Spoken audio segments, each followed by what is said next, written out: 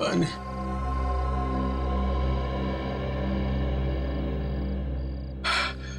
कौन है आप और किसने किया आपके साथ ये सब? आप लोग कौन हो?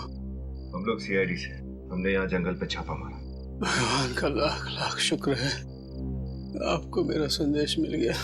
वो आप हैं जिसने उस औरत की कलाई पर सीआईडी हेल्प लिखा था? मैंने ही वो संदेश लिखा था।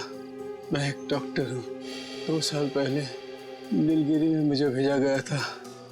जंगल वासियों की तबीयत बहुत बिगड़ गई थी, लेकिन मुझे अगवा कर लिया गया और 2 साल तक मुझे इसी तरह बंदी बना कर रखा था। किसने अगवा किया था आपको? पता नहीं, मैंने उनका चेहरा नहीं देखा है। लेकिन इन लोगों ने आपको यहाँ 2 साल तक इस तरह से क्यों? क्योंकि उनको मेरी जरूरत थी। कैसी जरूरत? जंगल की गरीब औरतों का पेट काटकर मैं उसमें टाइफाइड पत्थर भरा करता था। इस तरह ये लोग तस्करी करते हैं। अगर मैं ऐसा नहीं करता तो वो लोग मुझे मार डालते। इसलिए उस औरत गुड़िया की कलाई पर वो संदेश लिखा था।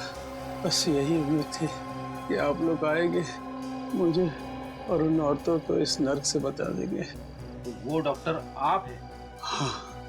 कौन चला रहा है ये रैकेट? किसके इशारे पर हो रहा है सब? पता नहीं, मैंने सिर्फ उसकी आवाज सुनी है।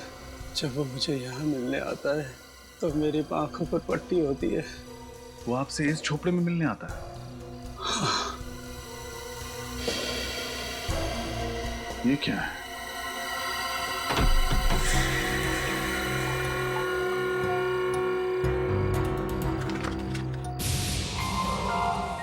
सर्टिफिकेट।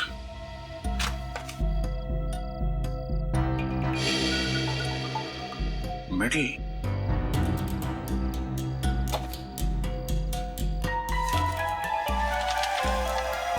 तो ये है, इसका हाथ है इस पूरे रैकेट के पीछे।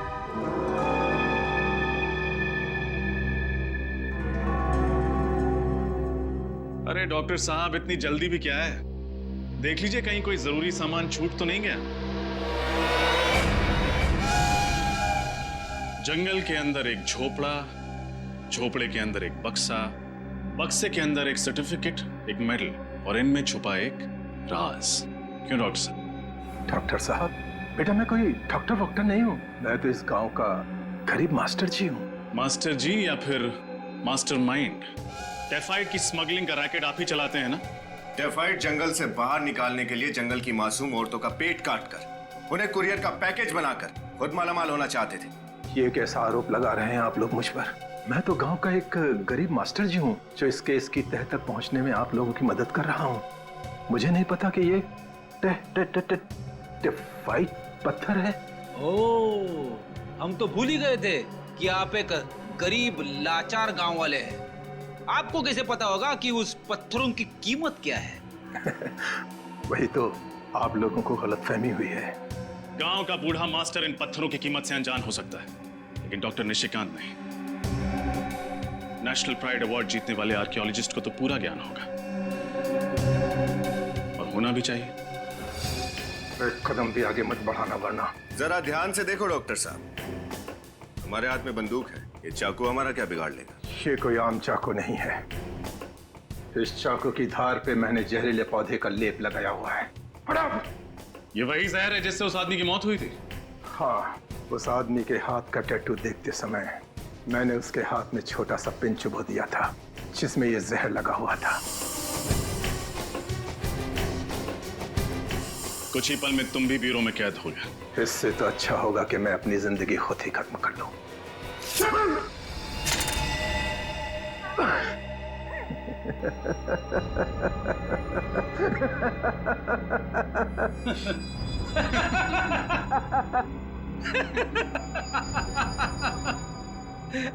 कोई प्रॉब्लम नहीं है डॉक्टर साहब।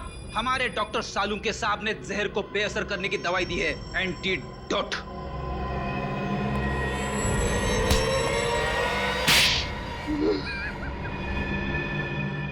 बताओ, किस नाम से बुलाए तुमको? निशिकांत जी या फिर मास्टर जी? जब मैं नीलगिरी के जंगलों में प्राचीन चीजों की खोज के लिए खुदाई कर रहा था तो मुझे टाइफाइड पत्थर मिला और उसे देखते ही मेरे मन में लालच आ गया, क्योंकि मैं जानता था कि वो पत्थर बहुत कीमती और बहुमूल्य है। और फिर मैंने उस बेशकीमती पत्थर को हासिल करने का एक प्लान बनाया। अपनी ही मौत का प्लान है ना? अपनी गाड़ी में बिठा दिया किसी को और लगा दिया आग। उस गाड़ी जलने की आग में जल गया निशिकांत और पैदा हुआ एक राक्षस मास्टर जी। लेकिन एक बात समझ में नहीं आई कि नीलगिरी के जंगल के रहने वाले लोगों ने वो जंगल में वापस कैसे जाने दिया? खुदाई के दौरान मैं 3 साल तक वहां रहा था और मैंने उनके तौर तरीके सीख लिए थे। और जब मैं दोबारा वहां पहुंचा मास्टर जी के रूप में, तो मैंने उस बात का फायदा उठाया और उन लोगों की खूब सेवा की, जिससे वो लोग मुझ पर और ज्यादा भरोसा करने लगे थे। और उस भरोसे का गलत फायदा उठाया तुमने, ग्रेफाइट की स्मगलिंग शुरू कर दी। लेकिन एक बात समझ में नहीं आई, स्मगलिंग करने के लिए क्या जरूरत थी उन औरतों का पेट फाड़ने की? और कोई तरीका नहीं था? हाँ, और कोई रास्ता नहीं था मेरे पास। इसलिए मैंने नीलगिरी गांव के एक सामान्य से डॉक्टर को अगवा कर लिया। और गांव की औरतें जब अपने पेट के दर्द के इलाज के लिए वहां आती थी, तो वो डॉक्टर उसके पेट की सर्जरी करके ग्रेफाइट पत्थर को उसमें छिपा देता और फिर हम उसे शहद भेज देते थे। उन औरतों के घर वाले उनके बारे में पूछते नहीं थे? मैं उन्हें समझा देता कि वो जंगल के किसी जानवर का शिकार हो गई होगी, और वो लोग आसानी से मेरी बात को मान लिया करते थे। और तुम्हारी इस गांव के क्लिनिक में पेट काट कर ग्रेफाइट पत्थर भरे जाते थे, और जिस क्लिनिक में हम लोग गए वहां पे पेट काट कर ये पत्थर निकाले जाते थे, राइट? हाँ? पैसा पैसा पैसा! तुम्हारे इस पैसों की लालच ने न जाने कितनी निर्दोष औरतों की जान ली। इंसान के रूप में राक्षस राक्षस, और ऐसे राक्षस का अंत फांसी के फंदे पर ही हो।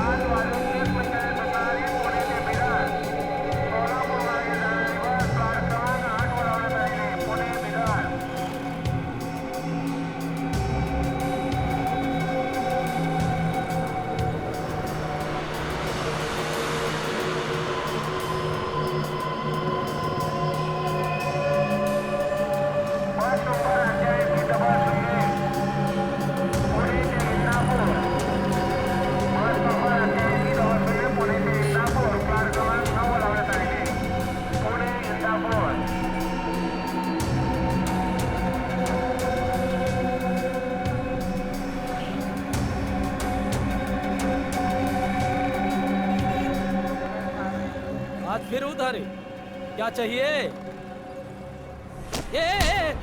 पाँव चुराती पैसे नहीं कहाँ से? CID HELP help. CID help? किसने लिखा है ये तुम्हारी कलाई पर? हैं? किसने लिखा है? किसने? श्रेया, जरा बात करो इससे, लगता है ये बहुत डरी हुई है। सर,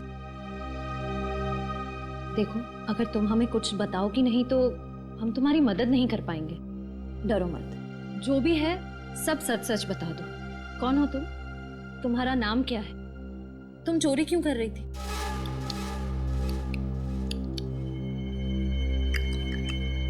सर, ये कौन सी भाषा है? ओह सर, ये तो अफ्रीकन भाषा है। चुप रहो। देखो, ऐसे चुप मत बैठो, बताओ हमें कौन हो तुम, कहां से आई हो? ये जो लिखा है ना CID, हम हैं CID, कुछ समझ में रही है या नहीं? सर लगता है इसे भूख लगी है। हाँ पहले कुछ खाना खिला दे इसे। हाँ, ले जाओ इसे। चलो तुम मेरे साथ चलो। चलो आराम से। अरे संभल। क्या हुआ इसे? जल्दी से हॉस्पिटल ले जाओ। हाँ सर। पंकज तुम जाओ साथ में, संभल के उठो, संभल के। कमाल है सर, इस लड़की के हाथ पे लिखा हुआ है सीआईडी हेल्प, और ये खुद तो कुछ बोल ही नहीं रही है। सचिन, ये सीआईडी हेल्प उसकी जो कलाई पर लिखा है ना, वो किसी और ने लिखा है, किसी और ने। ये तो बेचारी हिंदी तक बोलना नहीं जानती। सर इसके हाथ पे जिसने भी ये सब लिखा है वो जरूर हमसे कोई मदद चाहता है। जल्दी से जल्दी पता लगाना पड़ेगा कि ये सारा माजरा क्या है। लेकिन कैसे सर? एक काम करते हैं, जिस बस स्टॉप पर ये लड़की इस दुकानदार से मिली थी, उसी बस स्टॉप से पूछताछ शुरू करते हैं।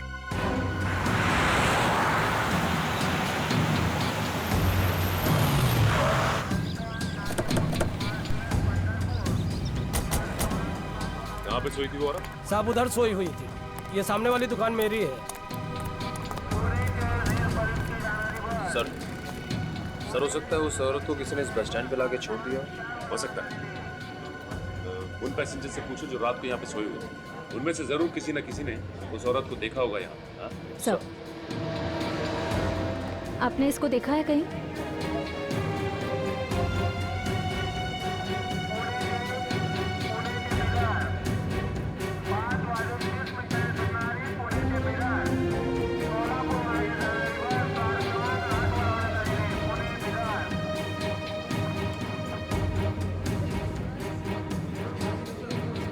इस औरत को यहाँ पे बस स्टॉप पे देखा आप लोग ने? मैंने तो नहीं देखा, पर एक भिखारी यहाँ सोता है रात को, शायद उसने देखा होगा। बताओ कहाँ है? आइए सर, यही है वो आदमी। तो भाई साहब, इस औरत को आपने यहाँ पे बस स्टॉप पे देखा था क्या? हाँ देखा ना साहब, इधर ही जमीन पे लेटी थी।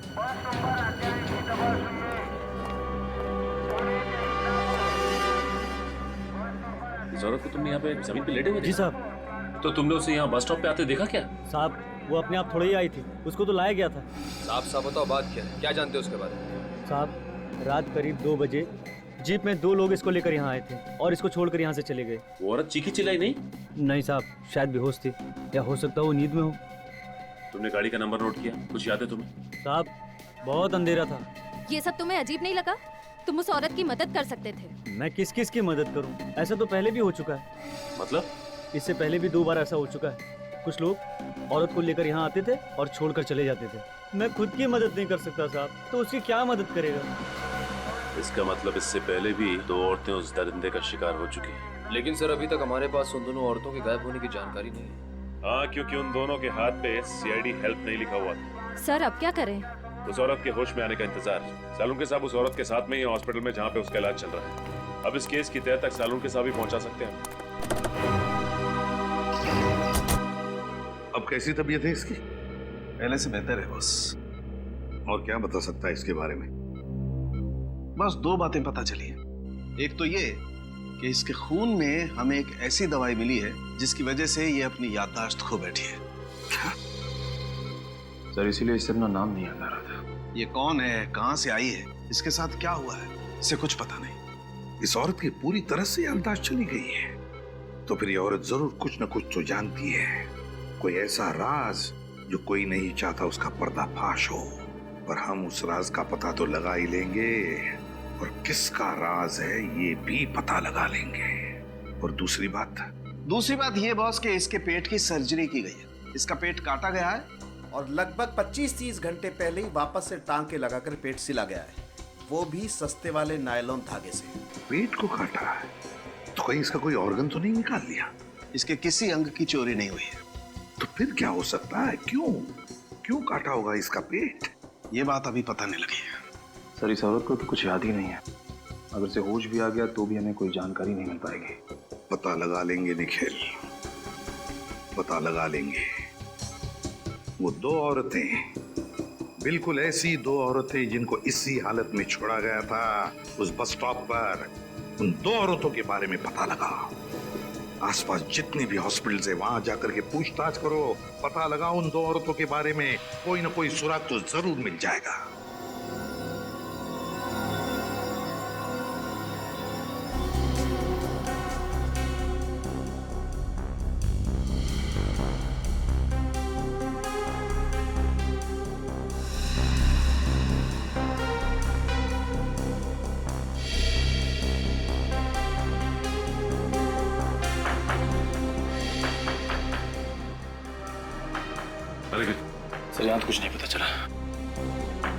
एक ही हॉस्पिटल बचा हुआ है अब, सिटी हॉस्पिटल।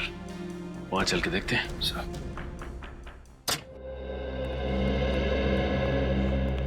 हम लोग सीआईडी से एक लड़की के बारे में कुछ पूछताछ करनी थी।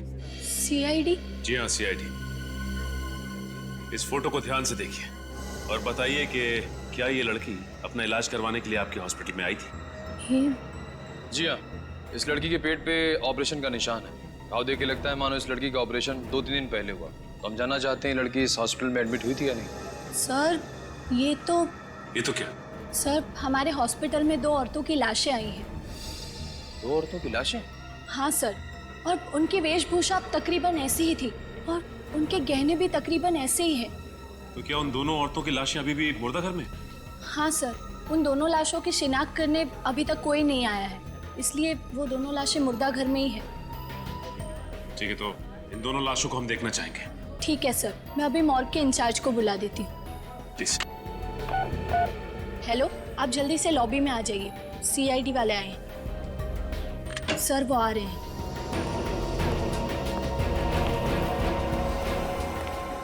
सर। जी कहिए। आपके मुर्दा घर में जो 2 औरतों की लावारिश लाशें पड़ी हैं, वो देखना चाहते हैं। ठीक है, यही है उन दोनों औरतों की लाशें। इन दोनों की पोस्टमार्टम रिपोर्ट मिल सकती है? मैं लेके आता हूँ अभी। प्लीज।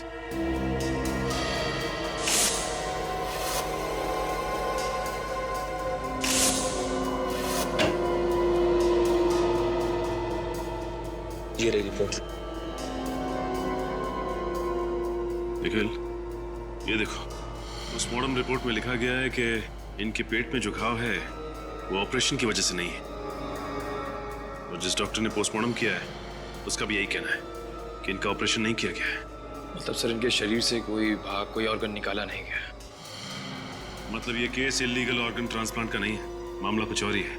सर अगर इनके शरीर से कोई भाग निकाला नहीं गया है तो फिर इनका पेट काटा क्यों, वापस सिलवाया क्यों गया होगा? यही तो मैं भी सोच रहा हूँ निखिल।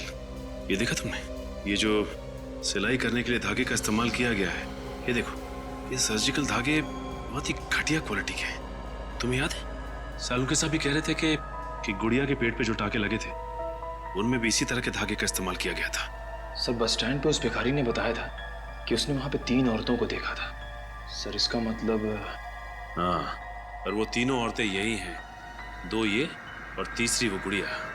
ये तीनों की तीनों मुंबई के बाहर से आई हैं, किसी एक ही जगह से। सर मुंबई से बाहर से आई हैं एक जगह से, मतलब? ये नोटिस किया तुमने? ये देखो, इनकी फोटोज में साड़ी पहनने का स्टाइल, सजने संवरने का स्टाइल और गुड़िया के बात करने का स्टाइल, इन सबको देखकर लगता है कि ये तीनों औरतें मुंबई से बाहर से ही आई हैं, किसी एक ही जगह से। सर अगर ये तीनों औरतें मुंबई के बाहर किसी एक जगह से आई हैं तो इनके बारे में पता कैसे चलेगा? पता चलेगा निखिल, पता चलेगा। हर बस स्टॉप, हर रेलवे स्टेशन की खाक छाननी होगी, फिर पता चलेगा। नहीं साहब, मैंने तो नहीं देखा। पक्का? इस तरह के कपड़े पहने हुए कहीं? नहीं सर, यहाँ नहीं। नहीं साहब, यहाँ पर आसपास कहीं पे भी? देखिए, इस तरह के कपड़े पहने हुए कोई भी औरत आसपास दिखाई देती है तो आप प्लीज मुझे इन्फॉर्म कीजिए। ये मेरा कार्ड है, इस पे मेरा नंबर लिखा हुआ है, फोन कीजिए प्लीज।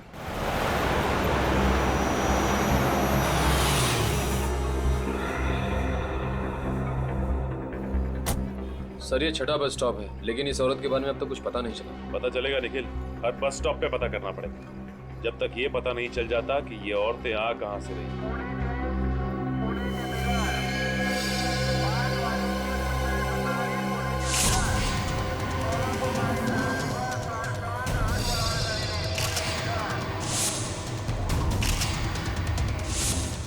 वो देखो, उस औरत ने भी ऐसे ही कपड़े पहन रखे। हाँ सर।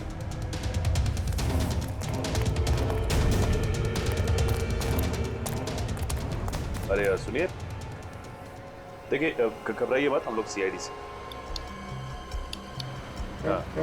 हाँ देखिए, डरिए मत, कुछ नहीं होगा आपको। इस औरत को देखिए, जानती हैं आप इसे? जानती? अच्छा ये बताइए कि आपका नाम क्या है, कहाँ से आई हैं आप? नीलगिरी के जंगले। नीलगिरी का जंगल? हाँ, आखिर इन भोली भाली अनपढ़ औरतों को नीलगिरी के जंगल से मुंबई क्यों लाया जा रहा है, और वो भी उनका बेवजह ऑपरेशन करने के बाद? कोई ना कोई राज तो जरूर छुपा है इस नीलगिरी के जंगल में। ये वहां जाकर ही पता चलेगा।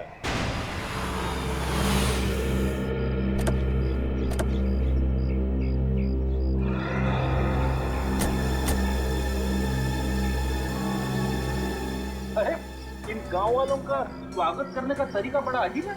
ये हमारा स्वागत नहीं कर रहा, बल्कि हमें देखकर नाखुश है। वैसे भी हम यहाँ इनसे मिलने नहीं आए।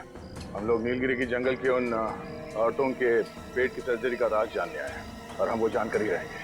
देखिए, हम लोग सीआईडी से और यहाँ पे कुछ छानबीन करने आए हैं। आप लोगों को हमसे डरने की कोई जरूरत नहीं है। डरना तो आपको पड़ेगा शहरी बाबू, और इधर से जाना भी होगा। ये धरती हमारी कर्म भूमि है, हमारी धर्म भूमि है। यहाँ पर किसी गैर इंसान को हम आने नहीं देंगे।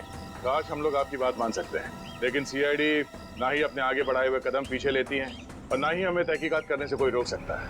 अगर आप लोगों ने कोई हरकत की तो ठीक है, आप लोग अपना काम कर सकते हैं, लेकिन छानबीन करने से पहले आपको उनसे मिलना होगा। किससे मिलना पड़ेगा?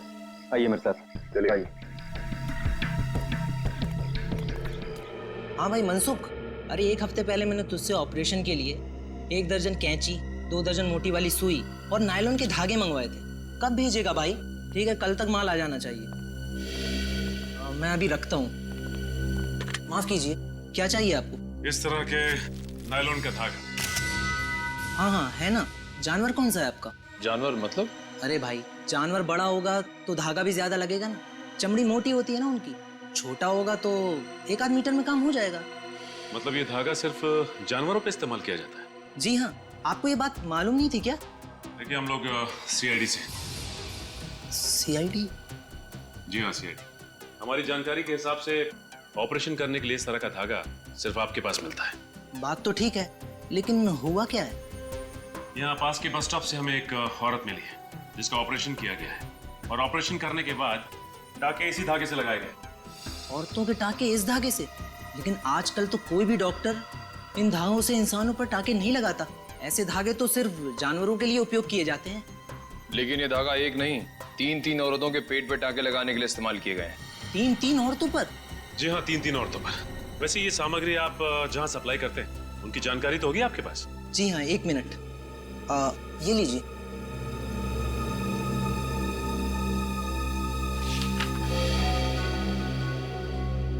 सर, ज्यादातर ऑपरेशन का सामान बड़े बड़े क्लिनिक और सरकारी हॉस्पिटल में भेजे गए हैं। सर, ऐसे हॉस्पिटल तो कानून का पालन करते ही होंगे। हाँ, वो तो ठीक है, लेकिन लेकिन ये देखो, बहुत से दवाखाने हैं जिनका लाइसेंस नंबर नहीं लिखा गया है यहाँ पे। इसका मतलब ये डॉक्टर्स गैर कानूनी तरीके से डॉक्टरी कर रहे हैं। सर, हो सकता है सर, लेकिन इस रजिस्टर में उनका नाम है, पता नहीं है।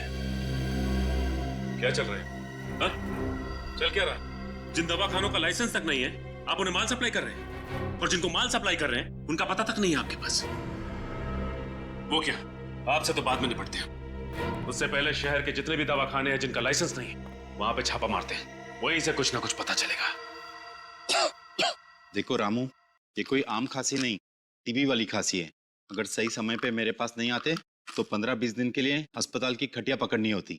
ये दवा लो, सुबह शाम खाने के बाद ले लेना, ठीक हो जाओगे। जी। नमस्कार। छुट्टन, मैं ना कहता था, दद्दू बिल्कुल सही कहते थे, डॉक्टर भगवान का रूप होता है। बड़े भैया, आप सही कह रहे हैं। दाम जैसे गरीबन के लिए डॉक्टर बाबू कितना कुछ नहीं करते। नहीं भाई, ऐसी कोई बात नहीं। भगवान का दिया हुआ सब कुछ है हमारे पास, इसलिए जन सेवा करते हैं। बताइए, आप दोनों में से कौन बीमार है?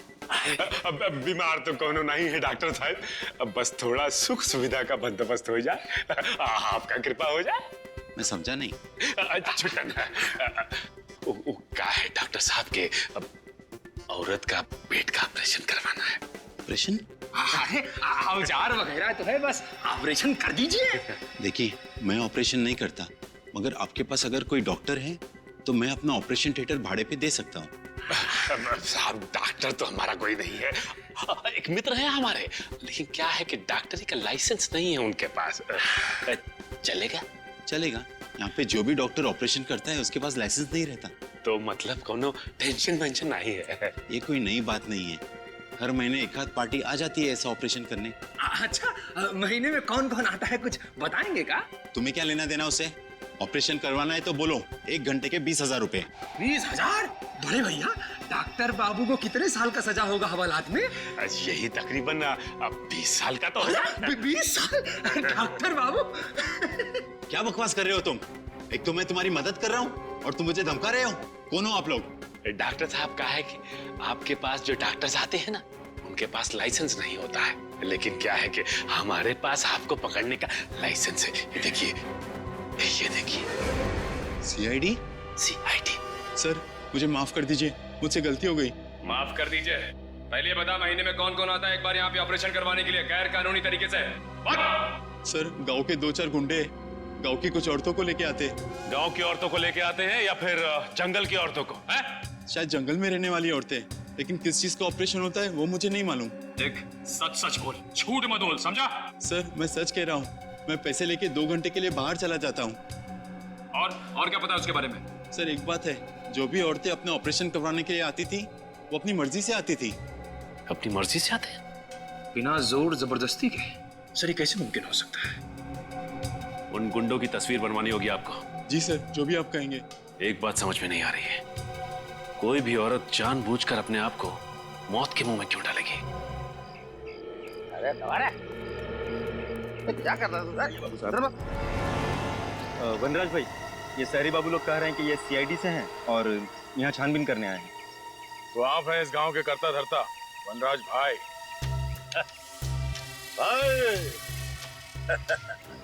प्यार से लोग हमको भाई कहते हैं, इज्जत देते हैं भाई। आप भी हमारे सवाल का जवाब दे दीजिए, हम भी आपको बहुत इज्जत देंगे। अब जैसा देश वैसी है। देखो, हम किसी CID को नहीं जानते।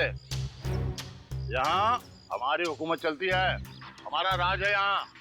तुम अगर हमसे सवाल पूछना चाहते हो तो हमारे साथ 2-2 हाथ करना पड़ेगा। अगर तुम जीते तो हम तुम्हारे एक नहीं 2-2 सवालों के जवाब देंगे। अगर हम जीते तो तुमको यहाँ से खाली हाथ जाना पड़ेगा। बोलो मंजूर? ठीक है, हो जाएगा 2 हाथ। ये क्या कह रहे हैं सर आप? देखते जाओ कैसे मजा चखाते हैं। ये लड़ेगा मेरे से, चूचू का मुर्गा ये लड़ेगा मेरे से।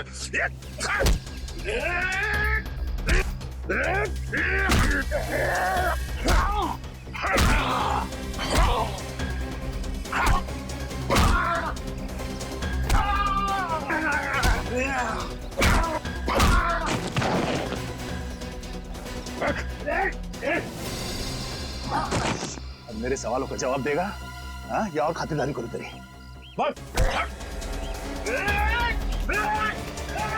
आपके जाएगा कहाँ?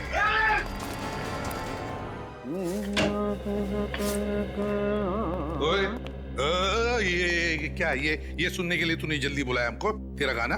अरे गा नहीं रहा हूँ बॉस, गुनगुना रहा हूँ। दोनों में फर्क होता है। और बुलाया मैंने आपको इसलिए ताकि आपसे ये सुन सकूं, वाह सालुके, कुछ बात है तुझमें। वाह सालुके, कुछ बात है तुझमें, ऐसे मैं कहूँ? हाँ। क्यों? तूने ये पता लगाया कि इन औरतों के ऊपर ये जो सर्जरी के निशान है वो क्यों है? पता लगा लिया मैंने, पता लगा लिया है कि इन दोनों के पेट पर वो सर्जरी का निशान कैसा है। मतलब डॉक्टर सालुके ने अपना दिमाग लगा लिया? हाँ। क्या पता लगा लिया आपने? इन दोनों औरतों का इस्तेमाल इंसानी कुरियर की तरह से हो रहा था। क्या? इन औरतों को इंसानी कुरियर की तरह इस्तेमाल किया गया? हाँ, इन दोनों के पेट को काट कर कोई चीज जबरदस्ती इनके पेट के अंदर रखी गई और फिर पेट को सिल दिया गया। और दोनों के पेट पर 2-2 बार काटने के निशान हैं, 2 बार के टांके हैं, अलग अलग किस्म के। मतलब सर? मतलब ये कि पहले इनके पेट को काट कर कोई चीज जबरदस्ती इनके पेट के अंदर रखी गई और पेट को सिल दिया, और बाद में टांके काट कर वो चीज बाहर निकाली गई और फिर से टांके लगा करके पेट को सिल दिया गया। मतलब इन बेचारी औरतों को स्मगलिंग के लिए इस्तेमाल किया गया। लेकिन तुझे पता कैसे चला सालुके? बॉस, जब वो चीज जबरदस्ती इनके पेट के अंदर रखी गई तो इनके पेट की कुछ मांसपेशियां फट गई थी और उसमें जगह बन गई कुछ रखने के लिए। हाँ।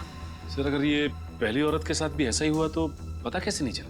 वो इसलिए कि जब उस औरत को अस्पताल में लाया गया वो जिंदा थी, और जब तक मैं उसकी जांच करता उसकी मांसपेशियों के घाव अपने आप भर गए थे। लेकिन इन दोनों औरतों को अस्पताल में जब लाया गया ये मर चुकी थी, इसलिए घाव भरने का कोई सवाल ही पैदा नहीं होता। स्मगलिंग करने के बहुत सारे तरीके आज तक देखे, लेकिन सबसे अजीब तो ये है। डॉक्टर साहब, इनके पेट में रखा क्या गया था? वो पता नहीं चल पाया, वो पता लगाना पड़ेगा। हाँ सर, ये तो पता लगाना ही पड़ेगा कि आखिर ये तस्करी किस चीज की हो रही थी। सचिन, पता तो हम लगा ही लेंगे कि किस चीज की तस्करी की जा रही थी, लेकिन है कौन ये टेढ़ा दिमाग जिसने इन बेचारे गरीब औरतों का इस तरह से इस्तेमाल किया?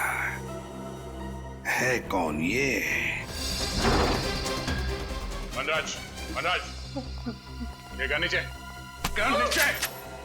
माफ कर दो, गलती हो गई साहब, गलती हो गई साहब, माफ कर दो। क्यों पहलवानी भूल गए? साहब मैं डर गया था साहब, मैं अपने लोगों के सामने अपनी नाक कैसे कटा सकता साहब, इसीलिए मैंने उन लोगों के सामने आपसे दो हाथ करने की चुनौती दी थी साहब। आप जीत गए साहब, मैं हार गया साहब, माफ कर दो साहब। तो तुम वहां से भागे क्यों? मैं डर गया था साहब। सच्ची बताऊं साहब, मैं जंगल की लकड़ियां काट करके उसकी तस्करी करता हूँ साहब। मुझे नहीं मालूम था साहब इतने से जुर्म के लिए सीआईडी वाले मुझे पकड़ने के लिए यहाँ तक आ जाएंगे साहब। ये लो, हम लोग जंगल के औरतों की बात कर रहे हैं और ये जंगल के लकड़ियों की बात कर रहा है। जंगल की औरतें? मैं कुछ समझे नहीं साहब। इसे जानते हो, ऐसी औरतों को नीलगिरी के जंगल से मुंबई लाया जाता है, इनका पेट काट के टाके लगाए जाते हैं। पेट के टाके? हाँ। मैं ऐसा कुछ नहीं जानता साहब, मैं सच्ची बताऊं साहब, अगर हमारे गांव में कोई अनजान आदमी घुस जाता तो हम लोग उसको चेतावनी देकर के छोड़ देते हैं, लेकिन ये नीलगिरी के लोग बहुत खतरनाक लोग हैं साहब। एक बार मैंने अपने कुछ साथियों को नीलगिरी के जंगल में भेजा था कब्जा करने के लिए, पता नहीं साहब वो कहाँ गया, आसमान खा गया कि जमीन निकल गया, आज तक वापस नहीं आया साहब। हाँ सर। क्या स्मगलिंग? किस चीज की स्मगलिंग सर? ठीक है सर, मैं पता लगाता हूँ। ओके। एसीपी साहब का फोन था, उन औरतों का पेट काट कर उनमें कोई चीज रखी जाती थी स्मगलिंग करने के लिए। मनराज, नीलगिरी के जंगल में ऐसे कौन सी कीमती चीज है जिसकी तस्करी के लिए कोई इतनी घिनौनी हरकत करेगा? ऐसी कोई चीज है नहीं साहब, मैं इस जंगल के चप्पे चप्पे से वाकिफ हूँ साहब। अगर यहाँ ऐसी कोई चीज होती तो मैं जंगल की लकड़ी की तस्करी क्यों करता साहब? हाँ, पुरातत्व विभाग के कुछ लोग यहाँ पे आए थे, 3 साल तक उन्होंने खोजबीन की, लेकिन उनको भी कुछ नहीं मिला था। कब हुआ था ये सब? पुरातत्व विभाग वाले लोग कुछ 5 साल पहले आए थे साहब, 3 साल तक उन्होंने इस जंगल के चप्पे चप्पे को खोजा साहब, उनको कुछ नहीं मिला साहब। सर, बहुत ही अजीब बात है, जब ये जंगलवासी किसी बाहर वाले को जंगल में जिंदा ही नहीं छोड़ते थे, तब 3 सालों तक उन्होंने आर्कियोलॉजिस्ट को यहाँ काम कैसे करने दिया? उस आर्कियोलॉजिस्ट का पता लगाना होगा जिसने नीलगिरी के जंगल में इतना समय बिताया, वो इस जंगल के चप्पे चप्पे से वाकिफ है। रजत, काम करो, जंगल की तलाशी लेने की तैयारी करो। आप? जी, मैं सुष्मिता, निशिकांत की पत्नी। अच्छा, हमें निशिकांत जी से ही मिलना है। लेकिन वो तो 2 साल पहले ही गुजर गए। माफ कीजिएगा, हमें पता नहीं था, कैसे मौत हुई उनकी? अब मैं क्या बताऊं, निशिकांत नीलगिरी के जंगलों में कुछ अमूल्य वस्तु की खोज करने गए थे। 3 साल वहाँ पर रहे भी, पर उन्हें वहाँ पर कुछ नहीं मिला। पर जब लौटे तो बहुत खुश थे। इतनी मेहनत के बाद उन्हें कुछ मिला नहीं, फिर भी वो खुश थे, क्यों? क्योंकि सरकार ने उन्हें आर्कियोलॉजी के लिए नेशनल प्राइड अवार्ड देने का फैसला लिया था और उन्हें कुछ सर्टिफिकेट और मेडल भी मिलने वाले थे। पर जब वो अवार्ड फंक्शन से लौट रहे थे तब उनकी गाड़ी का एक्सीडेंट हो गया, उसमें आग लग गई और उसमें निशिकांत भी जलकर मर गए। किसी ने सोचा भी नहीं होगा कि ऐसी मौत हो जाएगी उनकी। जी, मुझे पता था और ये बात निशिकांत को भी पता थी। मैंने कई बार निशिकांत को समझाने की कोशिश की, लेकिन उन्होंने मेरी एक भी नहीं सुनी। और निशिकांत जी जानते थे कि उनकी मौत होने वाली? जी, आखिर नीलगिरी के जंगल के अभिशाप से कब तक बचे रहते वो? ये कैसी बातें कर रही हैं सुष्मिता जी? आप इतनी पढ़ी लिखी होकर आप श्राप, अभिशाप, ऐसी बातों पर यकीन रखती हैं? मुझे ज्ञान है, तभी तो विश्वास है। उस खौफनाक अभिशाप के मुताबिक उस जंगल वासियों के अलावा जो भी कोई उस जंगल में घुसने की कोशिश करेगा तो नीलगिरी जंगल के देवता उस पर क्रोधित हो जाएंगे और उसे कभी क्षमा नहीं करेंगे। आग की बारिश करके नीलगिरी जंगल के देवता उस पापी को जलाकर राख कर देंगे और निशिकांत की मौत भी जलने से हुई है। ये आपका अंधविश्वास है सुष्मिता जी। इस हकीकत के बारे में निशिकांत ने खुद रिसर्च करके पता लगाया था और ये आज की बात नहीं है। हजारों साल पहले की बात है।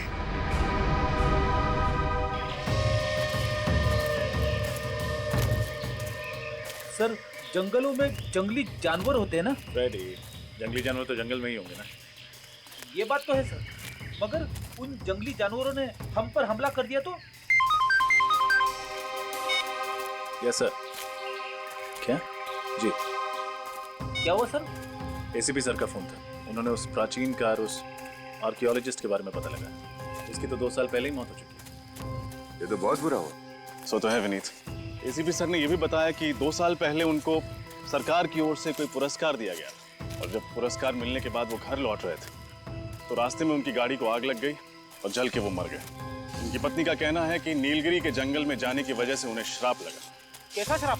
फ्रेडी, उनकी पत्नी का मानना है कि नीलगिरी के जंगलों में जंगली लोगों के अलावा अगर कोई और जाता है तो उसे जंगल के देवता का श्राप लगता है, उस पर आग की बारिश होती है। अरे बाप रे, फिर तो हमको भी श्राप लगेगा और हम पर भी आग की बरसात होगी।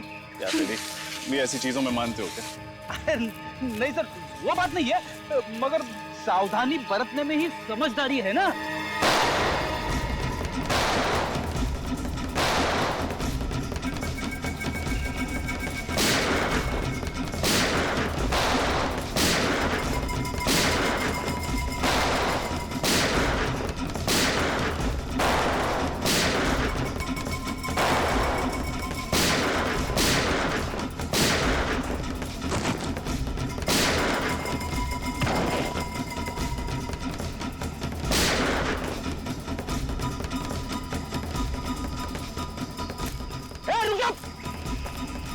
रुक जाओ!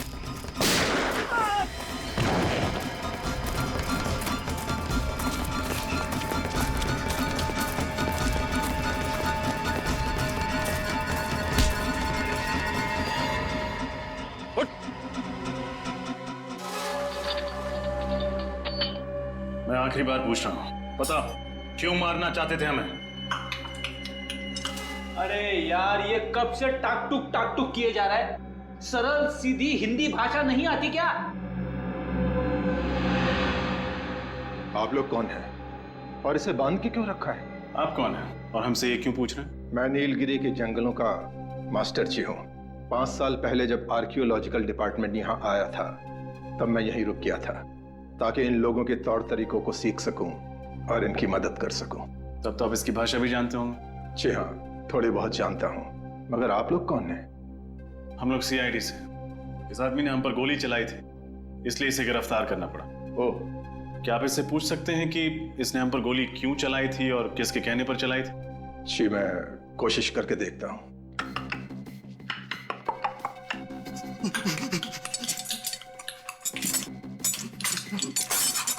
ये क्या कह रहा है? मैं समझने की कोशिश कर रहा हूँ मगर ठीक से समझ नहीं पा रहा हूँ। आपको देखकर ये बिल्कुल सहम गया। मैं इन लोगों का ख्याल रखता हूँ, बीमारी में इनकी सेवा करता हूँ, इसलिए जंगल के वासी मेरा आदर सम्मान करते हैं। इसके हाथ पर ये गोदन है, कम से कम इसका मतलब तो समझा सकते हैं आप? देखिए, जैसा कि मैंने कहा, मैं ठीक से तो नहीं जानता, कोशिश करके देखता हूँ।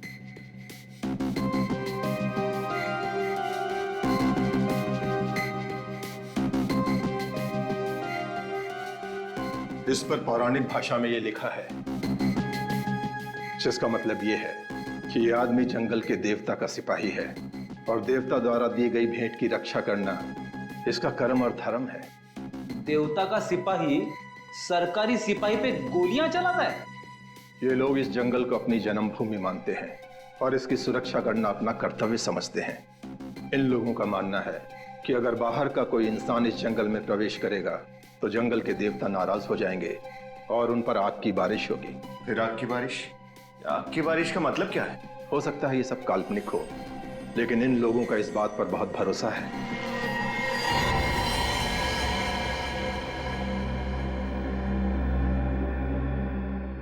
ये तो मर गया। मर गया? अरे, ये तो सही सलामत। क्या हो गया इसे? लगता है इसे जंगल के देवता का श्राप लग गया। मास्टर जी, आप भी इन बातों पर विश्वास करते हैं? देखिए, आप लोग जैसा समझना चाहते हैं समझ लीजिए, लेकिन मुझे ऐसा लगता है कि इसने आप लोगों से बातचीत की, इसलिए गांव के देवता का श्राप इसको लग गया। मास्टर जी, कोई श्राप नहीं होता। विनीत, डॉक्टर साळुंके को फोन लगाओ। वो यहाँ आएंगे और बताएंगे कि इसकी मौत कैसे हुई। May I come in, please? अरे आइए आइए, आपको कौन रोक सकता है? खुश हो गया। क्या बोला? नहीं तो कुछ नहीं। अच्छा, मैं वो जानने के लिए आया था कि वो नीलगिरी वाले केस का मसला सुलझा क्या? टाइम पास करने आया है। नहीं, टाइम पास नहीं यार, जो पूछ रहा हूँ बताओ ना। वो आग की बारिश वाली गुत्थी सुलझी कि नहीं? सालुंखे, तू आग की बारिश की बात ही मत कर, दिमाग खराब हुआ है मालूम है? पर वो आर्कियोलॉजिस्ट की बीवी, उसके बाद वो नीलगिरी का मास्टर जी, और अब तू। यार तू भी कैसा आदमी है? ऐसे पौराणिक चीजों पर विश्वास रखता है तू? आग की बारिश? अरे विश्वास नहीं रखता बॉस, बल्कि मैं ये बताने के लिए आया हूँ कि वो आग की बारिश आखिर है क्या चीज। और तो फिर बता ना। अरे आग की बारिश तो मेरी जेब में है। ये जरा पेन ड्राइव लगाओ कंप्यूटर में। सर आओ।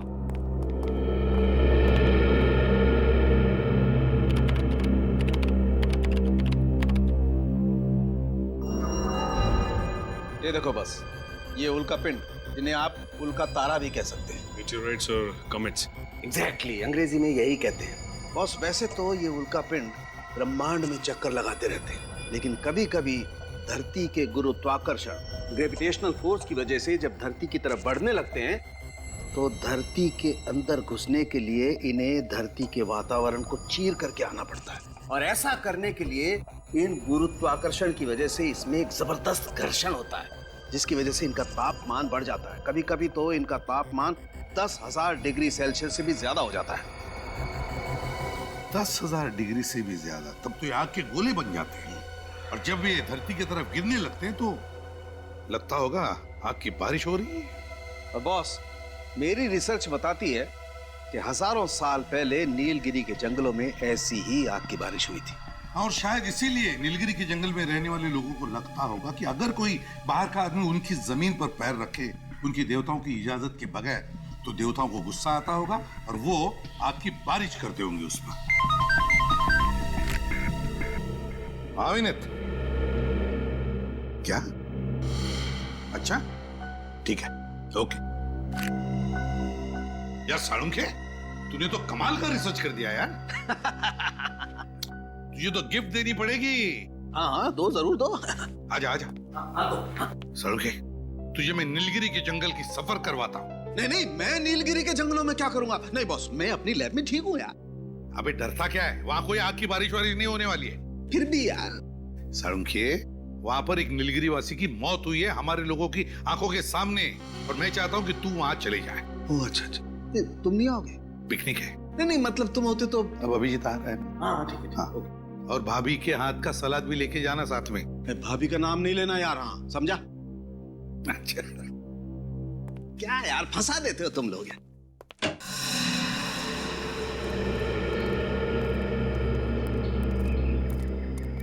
भाई साहब 3 लस्सी देना। बढ़िया साहब। अरे बाप रे बाप।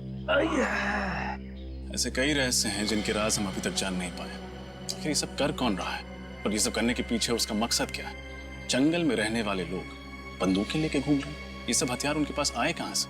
और सर, ये बेचारे गांव वाले जंगल में कदम रखने से भी डर रहे हैं। इन्हें अपनी जान गंवाने का खतरा है वहाँ। आखिर ये नीलगिरी के जंगलों में चल क्या रहा है?